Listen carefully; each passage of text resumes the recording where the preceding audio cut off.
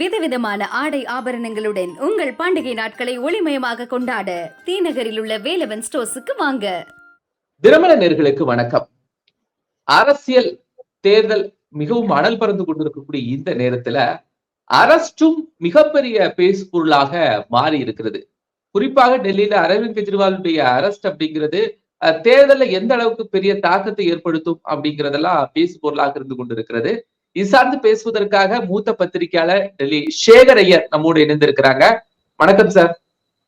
வணக்கம் கோபாலகிருஷ்ணன். வணக்கம் சார். தேர்தல் நேரத்துல என்ன சார் ஒரு கைது அரவிந்த் கெஜ்ரிவால் மேல என்ன நோக்கம்? அதுக்கு இல்ல, கைதியானோ அந்த தேர்தல் முன்னாடி கைதியானோன்னு முடிவு எடுத்தது அரவிந்த் கெஜ்ரிவாலா, இல்ல அவர் கைது செய்யணும்னு எடுத்த முடிவு இடியோட தான்.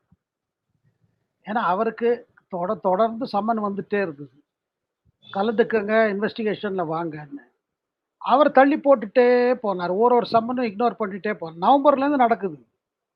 இப்ப இவர் அப்பவே நம்ம பலமுறை இதை சொன்னோம். அதாவது ஒன்றும் பயப்படுறதுக்கு ஒன்றும் இல்லைன்னா, ஒன்றும் ஆதாரம் இல்லைன்னா,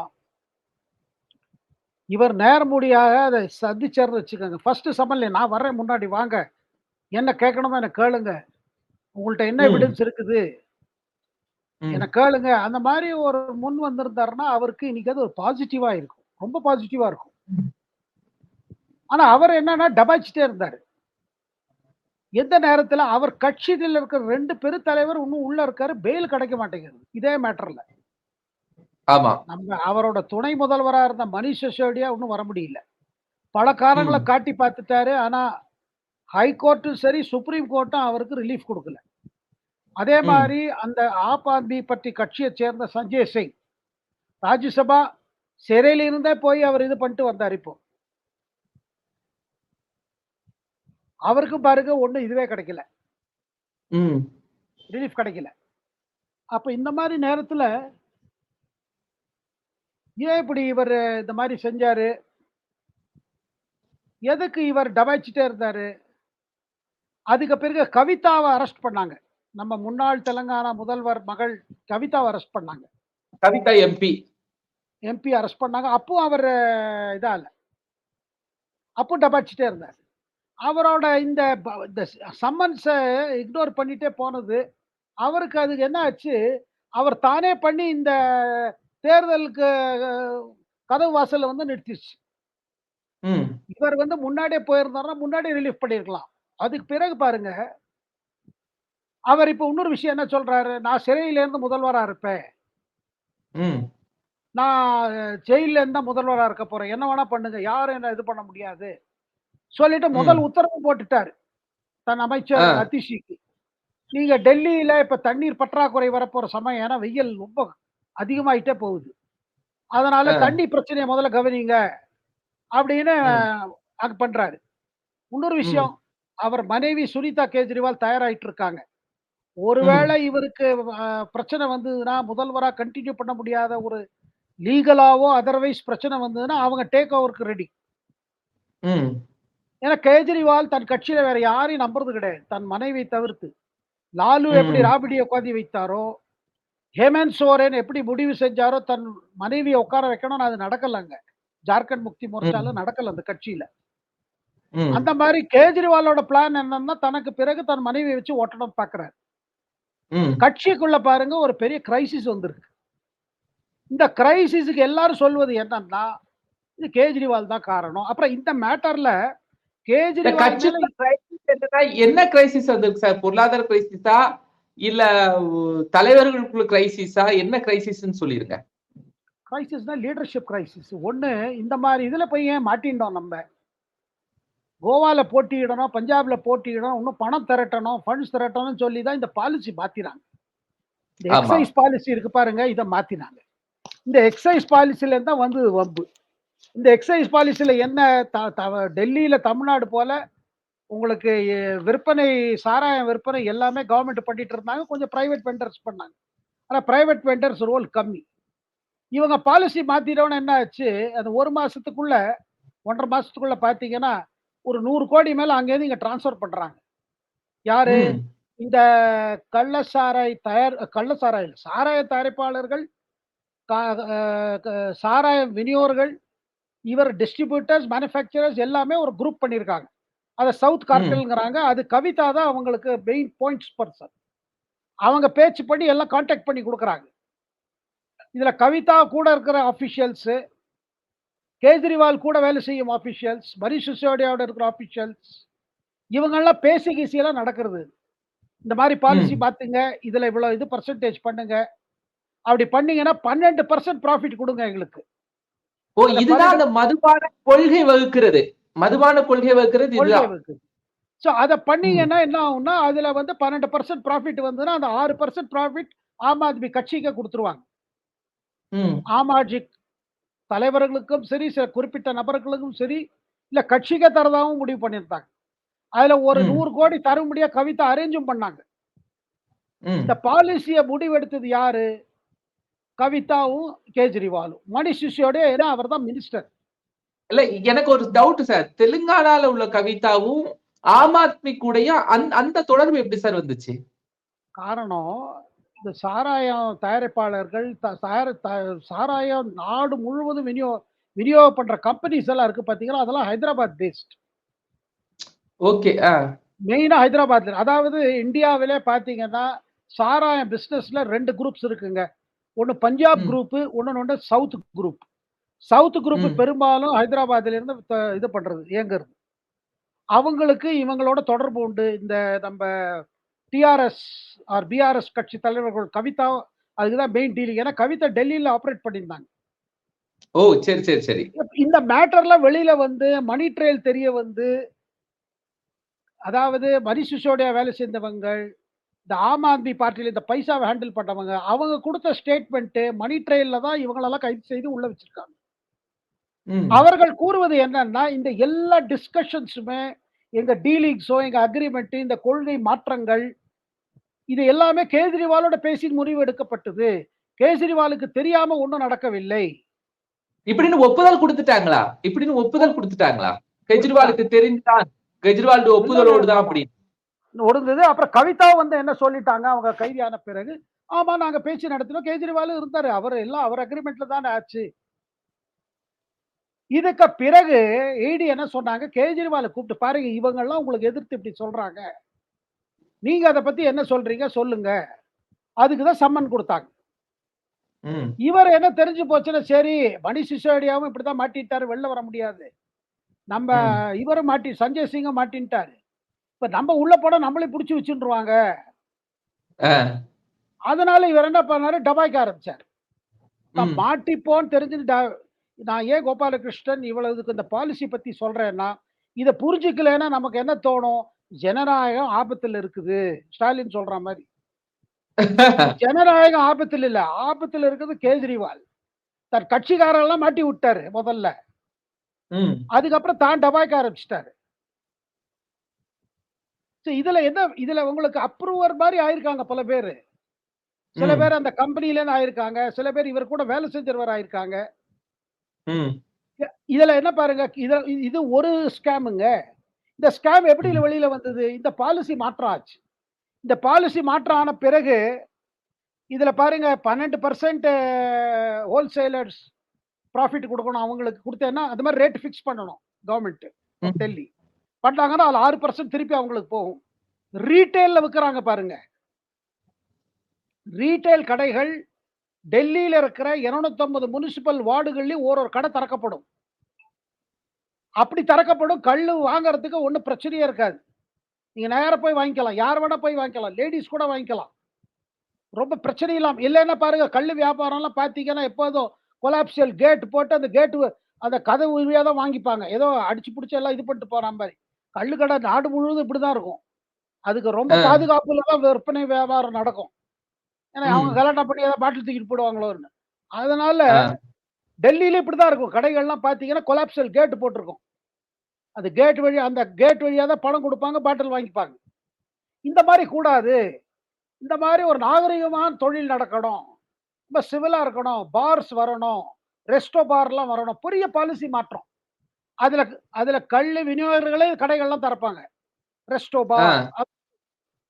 அதேதான் எல்லா டெல்லியில முழுவதும் வரணும் அது. ஆனா இது பாலிசியில என்ன வச்சுக்காருங்க, இதுல ப்ராஃபிட் கிடைக்காத இடமே இருக்கக்கூடாது, எல்லா இடத்துலயும் கிடைக்கணும். நினைச்ச எல்லா உடனே இடத்துலயும் பக்கத்திலேயே கிடைக்கணும். கிடைக்கணும். யாரு வேணா வீட்ல இருக்கிறவங்க கூட போய் வாங்கிட்டு வரலாங்க. அவங்க ஓகே. ஒண்ணும் வெட்கப்படணுமோ, கூசப்படணுமோ, இல்ல பயப்பட வேண்டாம். ஏன்னா, கள்ளு கடைக்கிட்ட போய் வாங்க போனாலும் அங்க இருக்கிற அந்த கிரவுடே நல்லா இருக்காது. லேடீஸ் எல்லாம் ஹெசிடேட் பண்ணுவாங்க. எல்லாமே எல்லா இடத்துலயும். அது டெல்லியும் கூடாது. அப்படிதான். டெல்லிலயும் அந்த மாதிரி தான் இருக்குது சூழ்நிலை. டெல்லியில அந்த மாரி தான். டெல்லியில அப்படிதான் இருக்கு. அத மாற்றணும். பாலிசி மாற்றணும். ஆனா பாருங்க, கள்ளு வியாபாரம் அதிகப்படுத்துகிறதுக்காக எந்த அரசும் செயல்படக்கூடாது. ஏன்னா, உங்களோட directive principles of state policy எத்தியல் அரசியல் சட்டத்த என்ன சொல்றது? கள்ளு வியாபாரத்த என்கரேஜ் பண்ணாதீங்க. குடியை கெடுக்கும்னு அது இப்ப பழமொழி இருக்குது. அது எல்லாத்துலயும் ஒட்டியிருக்கும். சினிமால கூட அது சீன் வரும்போது போட்டுருவாங்க.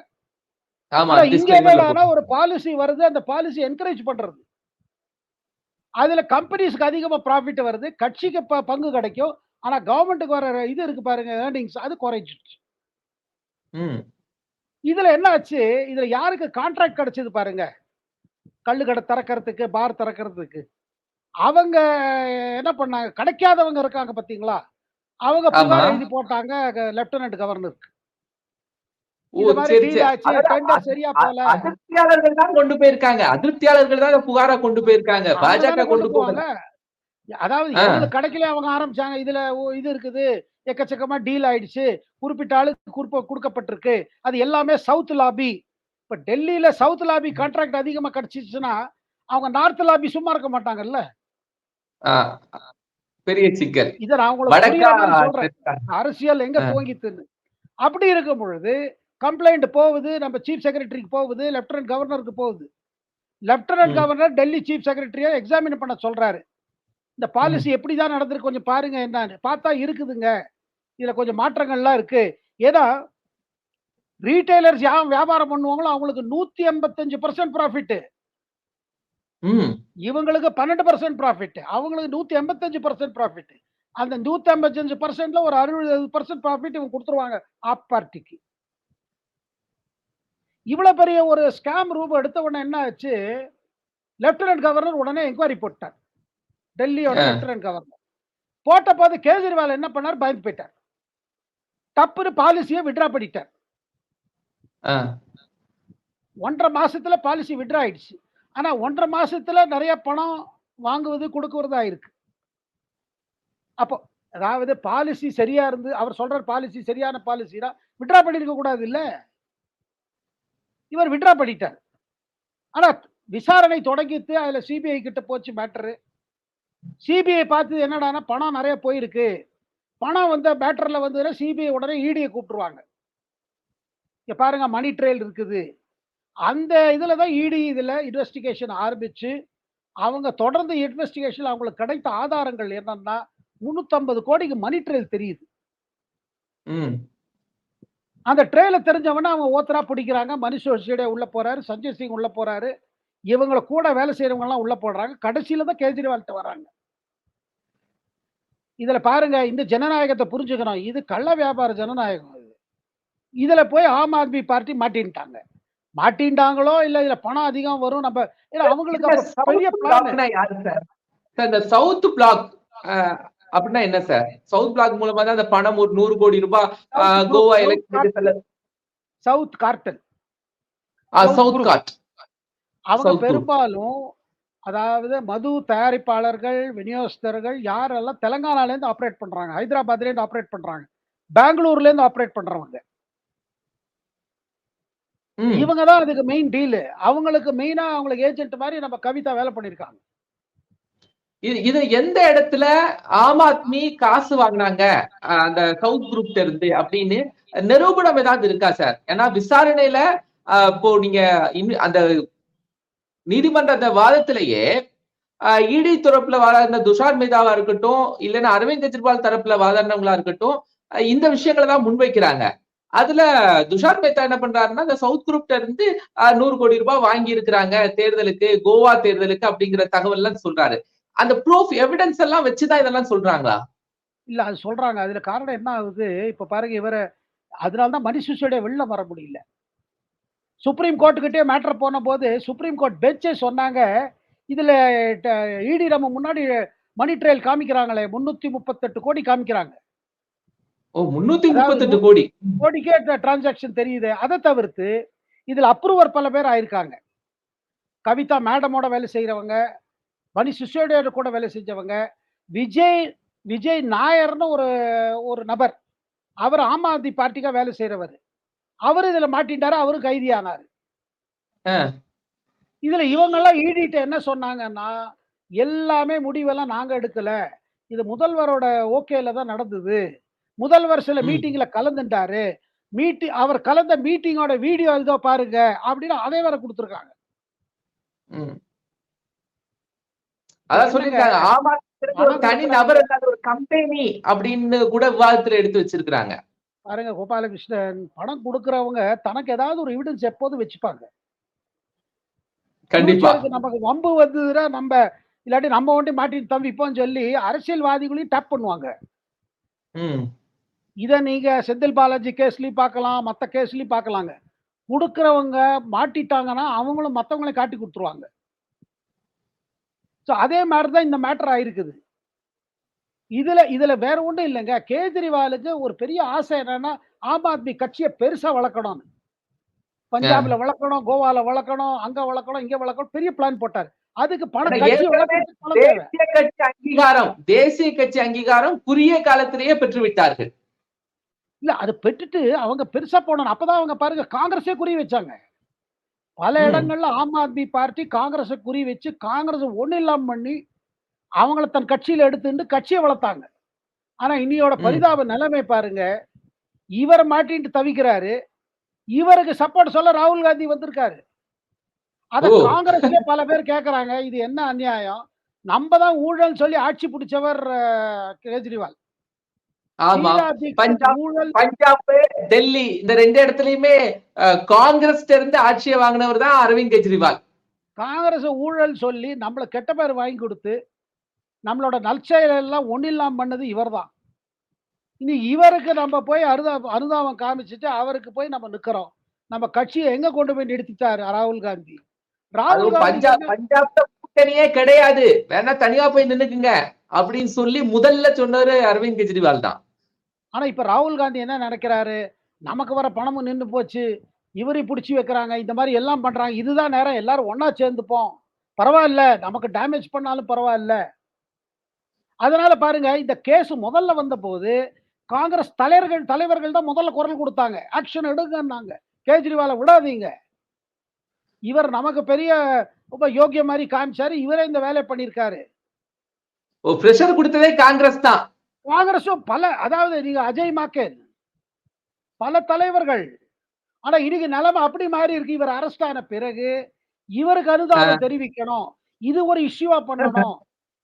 இத சொல்லுங்க. இத கேட்டுட்டு பிரதமர் மோடி சிரிப்பாரா? சிரிக்க மாட்டாரா? அதனால இப்ப அரசியல் எப்படி இருக்குதுன்னா, இத ஒரு இதுவா எடுத்துண்டு நம்ம எதிர்க்கட்சிகள் எல்லாம் அப்படியே முறுக்கிட்டாங்க. நம்மளுக்கு பேச்சு உரிமை இல்ல, பண உரிமை இல்ல, ஒண்ணுமே இல்ல. ஆம் ஆத்மி பார்ட்டி சொல்வது என்னன்னா, நீங்க ஒருத்தர பிடிச்சீங்க, ஒரு சரத் ரெட்டிங்கிறவர. எங்களுக்கு அவர் பணம் குடுத்தார்ன்னு சொல்லி அவர முதல்ல பிடிச்சீங்க. ஆனா அப்புறம் அவர் என்ன அவர ஜெயில்ல அடைச்சு வச்சீங்க இடி. அவர் பிறகு வெளியில வந்து அவர் பிறகு அப்புறம் ஸ்டேட்மெண்ட் மாத்திட்டாரு. கேஜ்ரிவால் இருந்தாரு எல்லா மீட்டிங்லயும் சொன்னாரு. அதுக்கப்புறம் அவருக்கு பெயில் கிடைக்குது. அவர் பாண்ட் கூட வாங்கியிருக்காரு. அந்த பாண்ட் பிஜேபிக்கு குடுத்திருக்காரு. மத்த கட்சிகளும் அதனால இந்த ஊழல்ல நீங்களும் இருக்கீங்க. பிஜேபி இருக்குது அப்படின்னு அவர் குற்றச்சாட்டு. ஆனா என்ன கோபாலகிருஷ்ணன் புரிஞ்சுக்கணும்னா, இது ஒரு பர்ட்டிகுலர் பாலிசிக்கா குடுத்த பணம். மாத்துறதுக்கா. ம். அது எலக்ஷன் பாண்ட் எல்லாருக்கும் வாங்கியிருக்கீங்க நீங்க. காமனா. ம். அது நீங்க எக்ஸ்பிளைன் பண்றது கஷ்டம். இது டிஃபிகல்ட். கேஜ்ரிவாலுக்கு என்ன அதிர்ச்சி என்னங்க, அவர் இமேஜ்க்கு இது அஃபெக்ட் பண்றது. சிறையில கொஞ்ச இப்ப நாள் இருப்பாரு, வெளில வந்துருவாரு. But image affect. அவருடைய இமேஜ் அஃபெக்ட் ஆகுது. ஆனால் இது ஆம் ஆத்மிக்கான ஓட்டாக மாறும்ல. எங்க தலைவரை கைது பண்ணி இருக்கிறாங்க அப்படிங்கிறது தேர்தல் பிரச்சாரத்துல முதன்மையாக வைக்கப்படும். இது பாஜகவுக்கு எதிராக மாறும் அப்படின்னு அவங்க யோசிக்கலையா? இல்லைங்க. அது அது அது மாரி அது அது அது ஒரு டெஸ்ட் பண்ணி பார்ப்போம். அப்புறம் இப்பல்லாம் மக்கள் பாருங்க, ஒரு ஊழல் குற்றச்சாட்டு மேல யார் மேலயும் அனுதாபம் படுறது கிடையாது. எந்த கட்சிக்காரரா இருந்தாலும் சரி. ஆமா, ஏன்னா இங்க செந்தில் பாலாஜி மேல யாரும் அனுதாபப்படலையே. ஏன் அது காரணம் என்ன? மக்கள் என்ன நினைக்கிறாங்க, நம்ம வாழ்க்கையில ஒரு மாற்றம் ஒண்ணும் இல்ல. இவங்க சொத்து மேல சொத்து குவிக்கிறாங்க. எப்படி செய்றாங்க? அப்புறம் அவங்க வாழ்க்கையிலயும் பார்க்குறாங்க ஊழல் அதிகமாயிட்டே போகுது. டாஸ்மாக் கடையில போனா ஒரு பாக்கெட் வாங்கினா அதுக்கு மேல அதிகமா பணம் குடுக்க வேண்டியிருக்கு. கேட்டா மேல போகுது, மேல போகுதுங்கிறாங்க. மக்கள் ஊழல பார்க்குறாங்க. இப்ப டெல்லியில கூட பாருங்க, சரி அவர் முதல்ல சில திட்டங்கள் கொண்டு வந்தாரு ஆம் ஆத்மி பார்ட்டி. பள்ளிக்கூடத்தெல்லாம் நல்லா ஆக்கினாரு. தண்ணீருக்கெல்லாம் டாக்ஸ ஒண்ணும் இல்லாம பண்ணாரு. எலக்ட்ரிசிட்டி கொஞ்சம் சீப்பா குடுத்தாரு. அதெல்லாம் சரி. அதுக்கு பிறகு ஹாஸ்பிட்டல்லாம் திறப்பேன்னு சொன்னாரு. மொஹல்லா கிளினிக்ல அங்கங்க கிளினிக் திறக்கிறது பாலிகிளினிக். ஆனா அது சில இடங்கள்ல வேலை செய்யுது, பல இடம் செய்யல. அதுல ஒரு பெரிய ஊழல் இருக்குது. இப்ப என்ன மக்கள் நினைக்கிறாங்க? அவங்க பார்த்துட்டாங்க. சரி இவர் செய்றாரு. ஆனா இவ்வளவு பெரிய குற்றச்சாட்டு இல்லாம எப்படி உள்ள போவாரு அவரு? ஒண்ணும் ஆதாரம் இல்லாம உள்ள பண்ணுவாங்களா? அதாவது மக்கள் அனுதாபங்கிறது இப்ப சிறையில அடைத்த பிறகு 2, 3 நாளா ஒண்ணும் பெருசா தெரியல அது டெல்லில. ம். மக்கள் சொல்றாங்க, "இல்ல இவர் நமக்கு நல்லது தான் பண்ணாரு. இவர் ஏன் உள்ள போயிருக்காரு?" அப்படின்னு சொல்றாங்க. சில பேர் சொல்றாங்க, ம். ம். இது மாரி ஆகும்." சந்தேகம் வந்துருச்சு. மக்கள் மத்தியில ம். சந்தேகம் வருது. இவரும் கொஞ்ச நாளாவே பார்த்தீங்கன்னா, இவர் பேசுவது, செய்வது இதெல்லாம் பார்த்தீங்கன்னா, கொஞ்சம் சரியில்லாம இருந்தது. இப்ப அவர் சிறைக்குள்ள போனப்புறம் அவருக்கு என்ன பிரச்சனை என்னன்னா, கட்சியில பாருங்க அவர் யாரையும் நம்புறது கிடையாது. இல்லைன்னா ஒரு டெபுட்டி அரவிந்த் கெஜ்ரிவால். போனப்புறம் ஆமா. அவர் இன்னொரு டெபுட்டி போட்டு வச்சுக்கலாம்ல. அது போடல அவரு. இந்த ம். அதிஷி அப்புறங்கிறவங்களையும் இந்த சௌரப் பரத்வாஜ் 2 பேரையும் மந்திரி ஆக்கிட்டாங்க. இப்ப ஆம் ஆத்மி பார்ட்டியில கேஜ்ரிவால் பிறகு யாரு? அந்த கேள்விக்கு அவர் பதில் குடுக்காம வச்சிருந்தாரு. இப்ப என்ன பண்ணியிருக்காரு, தன் அதாவது மனைவிய உள்ள 2வது நுழைச்சிட்டாரு. கட்ட தலைவர்களே இல்ல. அப்படித்தானே? அந்த மாதிரி ஒரு சூழல் தான் உருவாக்கி வச்சிருக்காங்க. அப்படிதான் வச்சிருக்காரு. ஏன்னா எக்கச்சக்க எம்.எல்.ஏஸ் இருக்காங்க. அவர்ட்ட 60க்கு மேல எம்.எல்.ஏஸ் இருக்காங்க. 70 டோட்டல் அசெம்பிளில 70 தான். அதுல இவரோட எம்.எல்.ஏஸே 60, 65 மேல இருக்காங்க. ஆனா, இருந்தாலும் அந்த அ நான் நான் நான் நான் ஜெயில்ல இருக்கிறேன். இன்னொருத்தர் இன்சார்ஜா இருங்க அப்படின்னு கூட இன்னும் சொல்லல. சொல்லல. அது அதனால தான் முதல்லயே அவர் அதிஷிங்கிற ஒரு அமைச்சர் மூலமா சொல்லிட்டாங்க வெளியில. நான்லாம் விட்டுட்டு போப்போறதில்ல. நான் தான் இருப்பேன். உள்ள இருந்து ஆட்சி பண்ணுவேன். அதுக்கு அவர் சொன்ன பிறகு எல்லாரும் யோசிக்கிறாங்க. இந்த மாரி முதல்வர் ஆட்சி எப்படி பண்ண முடியும்? இதுல இன்னொரு விஷயங்க. இந்தியாவிலேயே முதல் முறையாக முதல்வராக இருந்து ஊழல் குற்றச்சாட்டில் கைதியானவர் கெஜ்ரிவால். ம். ஏன்னா ஹேமந்த் சோரன் கேஸ்ல பாருங்க. இவரோட கொஞ்சம் நல்லவர் மாரி தான் தோணுது. அவர கைதியான்னு சொல்லும்போது அவர் சொன்னார் நான் ரிசைன் பண்ணிடுறேன்னாரு. அவர் கைதிய காமிக்கிறதுக்கு முன்னாடி கவர்னர்ட்ட போய் தன் ராஜினாமா குடுத்துட்டு தான் கைதியானார். இவர் என்னடான்னா, என்ன வேணா ஆட்ட நான் விட மாட்டேன். இப்படிதான் கொஞ்ச நாள் மணீஷ் சிசோடியாவே வச்சிருந்தாரு. ஆனா மக்கள் மத்தியில இது பாருங்க, நீங்க வந்து அப்ரண்ட்டா இருந்தீங்க வச்சுக்கோங்க. சரி என் மேல ஊழல் குற்றச்சாட்டா? என்ன இன்வெஸ்டிகேட் பண்ணுங்க. நான் கில்ட்டியா தூக்கு மாட்டு ஏத்துங்க. தூக்கு மாட்டுங்க. இல்ல என்ன கிளீன் சிட் குடுங்க. அந்த மாரி ஒரு போராடுறதுக்கு ஒரு ஸ்ட்ரெய்ட் ஃபேஸ்ல போராடியிருந்தாருன்னா, இவருக்கு நல்ல பேர் இருந்திருக்கும். இன்னைக்கு அழுதாவும் இருக்கலாம். இவர என்னன்னா இல்ல டமாய்க்கிற மாஸ்டர் ஆயிட்டாரு. அது இல்ல ஹேமந்த் சோரன் சொல்லி ஸ்டாலின். ஹேமந்த் சோரன் தான் கத்துக் குடுத்தாரு. நீங்க ம். போகாதீங்க, சம்மனுக்கெல்லாம் போகாதீங்க. ஒண்ணாது. சம்மன் போகாதனால உங்கள கைதே பண்ண மாட்டான்னு அவர் சொல்லிக் குடுத்தாரு. ஹேமந்த் சோரன், நம்ம கேஜ்ரிவால் சொல்லிக் குடுத்தாரு. கடைசில என்ன ஆச்சு? அவருக்கு 9வது ஆன உடனே அவுட்டு. அவர புடிச்சுட்டாங்க. அவர் அப்ப தப்பி டெல்லியிலே தப்பி ஓடி எல்லாம் வந்தாரு. தலைமறைவா இருந்தாரு. முதல்வரா இருந்து தலைமறைவா இருந்தாரு. ஆனா புடிச்சுட்டாங்க ராஞ்சில. அப்புறம் சரண்டர் ஆனான்ங்கிறாரு, புடிச்சுட்டாங்க. அவர் ஜெயில்ல தான் இருக்காரு. இவர் என்னடான்னா, நான் இப்ப விடமாட்டேன். இப்போ இவர் தொடர்ந்து முதல்வரா இருக்கலாமான்னு ஒரு கேஸ் போட்டாங்க. டெல்லி ஹைகோர்ட்ல. இன்னொரு ம். விஷயம். இவர் அவசர அவசரமாக இவர் வந்து 9வது சம்மன் வந்த அப்புறம் டெல்லி ஹைகோர்ட் போனாரு. கோர்ட்ல என்ன சொன்னாங்க? ஈடிய பார்த்து கேட்டாங்க. நீங்க என்னங்க சம்மன் மேல சம்மன் குடுத்திருக்கீங்க. அவர ஏன் கைதியாக்க மாட்டேங்கிறீங்க? இல்லங்க எங்களுக்கு பவர் இருக்கு சம்மன் பண்றதுக்கு. ஏன்னா கைதி பண்றதுக்கு நீங்க மனி ட்ரையல் காமிக்கணும். மனி ட்ரையல் இல்லாம யாரையும் கைது பண்ண முடியாது இடி. அதனால கோர்ட்க்கு இவங்க சொல்றாங்க இடி. நாங்க வந்து சம்மன் பவர் இருக்கு பண்றோம். பட் ஏன்னா சம்மன் பண்ணிட்டே இருப்பீங்களா? எத்தன தடவ சம்மன் பண்ணுவீங்க? இவர் சொல்றாரு இந்த சம்மன ஸ்குவாஷ் பண்ணுன்னு. இத இத இத டிஸ்மிஸ் பண்ணிடுங்க. சம்மன எடுத்துருங்க என் மேல இருந்து. கோர்ட் பார்த்துட்டு கேட்கறாங்க இடிய. எங்களுக்கு சேம்பர்ல கொண்டு வந்து காமிங்க. என்ன ரெக்கார்ட் வச்சிருக்கீங்க இவருக்கு எதிர்த்துன்னு. இடி போய் உள்ள காமிக்கிறாங்க ரெக்கார்ட.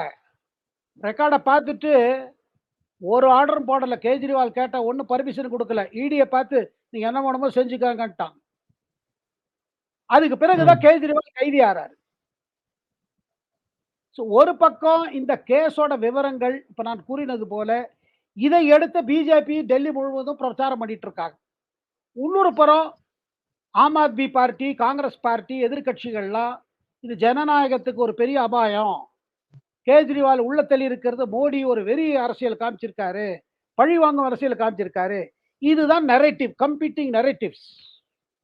ஓகே சார், இன்னும் காங்கிரஸ் முழுமையா சீட்ஸை வெளியிடாம இருக்காங்களே சார். குறிப்பா தமிழ்நாட்டுல கூட இன்னும் 2 தொகுதிகளுக்கு பெண்டிங் வச்சிருக்காங்க, ரொம்ப லேட்டா விடுறாங்க. என்ன சார் பிரச்சனை? அதாவது தேனியும் மயிலாடுதுறையும் ரெண்டும் காத்துட்டு இருக்கு. நெல்லையும் மயிலாடுதுறை, திருநெல்லையும் மயிலாடுதுறையும் திருநெல்வேலியும் காத்துட்டு இருக்கு. அது வந்துருங்க. அதுல அவங்க கேண்டிடேட் அவங்க ஒரே ஒரு இதுல இருக்காங்க. 2 சைடு பிரஷர் இருக்குது கேண்டிடேட்ஸ்ல. அதுல அவங்க என்ன பண்ணுதுன்னு யோசிச்சுட்டு இருக்காங்க. இது கூட பாத்தீங்கன்னா சிவகங்கை எல்லாம் கொஞ்சம் டவுட்ஃபுல்லா போயிட்டு இருந்தது நடுவுல. ஆமா ஆமா, கொடுக்காதீங்க எல்லாம் சொல்லிட்டு இருந்தாங்க. இவர் கொடுக்காதீங்க. நாச்சியப்பன் தனிப்பட்ட முறையில ஒரு ஒரு கூட்டத்தை வச்சு கார்த்திக் சிதம்பரத்துக்கு கொடுக்க கூடாது அப்படின்லாம் கோரிக்கை எல்லாம் வச்சிருந்தாரு. அதுதான் அதுக்கு இப்ப பாருங்க, இப்ப திருநாவுக்கரசருக்கு தான் இப்ப இடம் எங்கன்னு தெரியல. இப்ப திருநாவுக்கரசர் திருச்சியில இருந்தாரு. ஆனா ஒரு இடம் தான் மயிலாடுதுறை தான். திருநாவுக்கரசருக்கு கொடுக்கறதா இருந்தா மயிலாடுதுறை தான். மயிலாடுதுறைக்கு ஒரு ஹை காம்படிஷன் போயிட்டு இருக்கதா சொல்றாங்க. திருநாவுக்கரசர், பிரவீன் சக்கரவர்த்தி, வழக்கறிஞர் சுதா அப்படின்னு பயங்கர டைட் இது போகுது. இன்னும் மணிசங்கர் ஐயருடைய தொகுதி வேற அது காங்கிரஸ்ல. நீங்க கோபாலகிருஷ்ணன், இப்ப பிரவீன் சக்கரவர்த்தி போல நபர்கள்லாம் பாத்தீங்கன்னா ராகுல் காந்திக்கு ரொம்ப வேண்டுபட்டவர். இப்ப ராகுல் காந்திக்கு இப்ப யாருக்கு நினைச்சாலும் கொடுக்கலாங்க. இப்ப திருநாவுக்கரசு போல தலைவர்கள்லாம் சீனியர் ஆயிட்டாங்க. ஆனா உங்களுக்கு பெரிய ராகுல் காந்திக்கு ரொம்ப சீனியர் தலைவர்கள் கண்டாலாம் ஒன்றும் பெரிய பிரியம் கிடையாது. போற ஆட்சி முடிச்சாச்சு, புதுமுகம் வரணும். ஸோ அப்படி இருக்கும் பொழுது பாத்தீங்கன்னா இது அப்கோர்ஸ் திருநாவுக்கரசரோட திருச்சி தொகுதி மதிமுகவுக்கு போச்சு. அங்க துரை வைகோ அவர் நிக்கிறாரு. ஸோ அது வேற விஷயம். அதுல சில பேர் சொன்னாங்க, ஏன் திருச்சியில டிஎம்கே ஏன் கேண்டிடேட் போடல, கே நேரு பாக்குறாங்க. இல்ல அது அது ஒரு பெரிய பிரச்சனையா போச்சு சார். இன்னைக்கு கூட துரை வைகோ மேடையிலேயே அழுதுட்டாரு. உதயசூரியன் திமுக விட நீங்க ஏன் பம்பரம் சின்னத்துல தனி சின்னத்துல நிக்கிறீங்க, உதயசூரியன் சின்னத்துல நில்லுங்க அப்படின்னு அழுத்தம் கொடுக்குறாங்க மன ரீதியில அப்படின்னு மேடையில உடைந்து அழுத விட்டார் துரை வைகோ.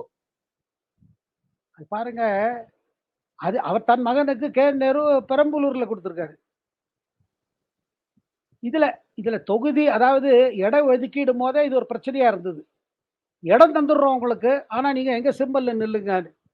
அது பல கட்சிகள் தயாரா இல்ல. இப்ப காங்கிரஸுக்கு அந்த மாதிரி ஒரு பிரச்சனை கூட வரலாம். ஏன்னா டிஎம்கே எந்த சீட்டு வேஸ்ட் ஆகக்கூடாதுன்னு பாக்குறாங்க. இவங்களுக்கு யாருக்கா கொடுத்து இவங்களால ஜெயிக்க முடியலன்னா ரொம்ப வம்பாயிடும். இது ஒரு பக்கம். ஆனா பெரும்பாலும் ராகுல் காந்தி இளைஞர்களுக்கு சான்ஸ் கொடுக்கணும்னு பாக்குறாரு. இப்ப பாருங்க, நீங்க கார்த்திக் சிதம்பரத்தை கண்டா ராகுல் காந்திக்கு பிடிக்காது. ஏன்னா அவரோட இவருக்கு கெமிஸ்ட்ரி சரியா இல்ல.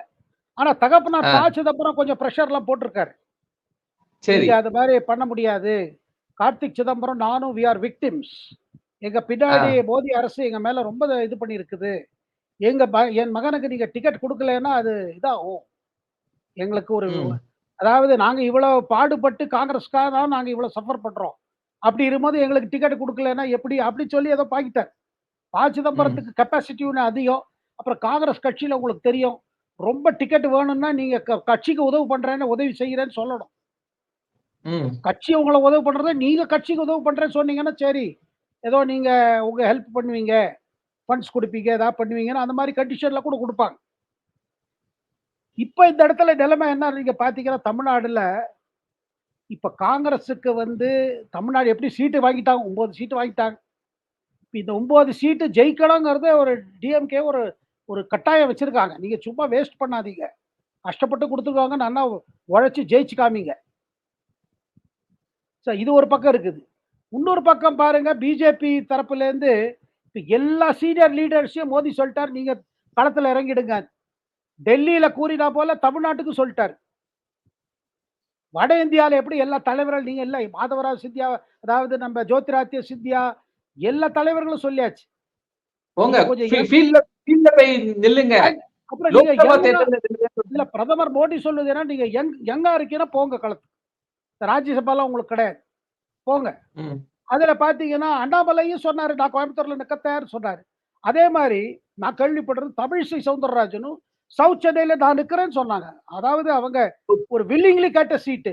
எப்ப சேலஞ்ச் ரொம்ப அதிகமா சேலஞ்ச் இருக்குது. இப்ப நம்ம தென் சென்னையும் கோயம்புத்தூர் எல்லாம் ரொம்ப டஃப் சீட்டு. இப்ப கட்சிக்குள்ளே பல பேர் பயப்படுறாங்க. இன்னும் அதிமுகல கொஞ்சம் பரிட்சயமான ஜெயவர்தன் நிக்கிறாரு. ஆல்ரெடி வின் பண்ண தமிழச்சி தங்கபாண்டியன் நிக்கிறாங்க. நிதியமைச்சருடைய சகோதரி. அப்படிங்கும்போது டைட் காம்படிஷன் உள்ள தொகுதி தான் தென் சென்னை. பட் இருந்தும் அவங்க அத ஆசையா எடுத்துட்டாங்க. அத ஆசையா கேட்டாங்க, ஆசையா எடுத்துட்டு இருக்காங்க. இதுவும் நான் குறிப்பிடத்தக்கது. இது பாருங்க அரசியல்ல கொஞ்ச நாளா இல்லாம ஆளுநரா இருந்துட்டு அதை ரிசைன் பண்ணி டக்குன்னு அடுத்த வாரமே இப்ப இங்க இதுல களத்துல இறங்கி இருக்காருன்னா தமிழ் நம்ம நம்ம தமிழிசை சவுந்தரராஜன் ஒரு பெரிய காரியம் செஞ்சிருக்காங்க. It's not easy thing. நீங்க சடனா கவர்னர்ல டக்குன்னு திருப்பி ஒரு ஃபுல் டைம் பாலிடிக்ஸ் வர்றீங்க. வேட்பாளராக அண்ட் அண்ட் கான்பிடன்ஸ் இருக்குது. அவங்க சொல்றாங்க. அதுலதான் பல பேர் யோசிக்கிறாங்க எப்படி முடிய போறது.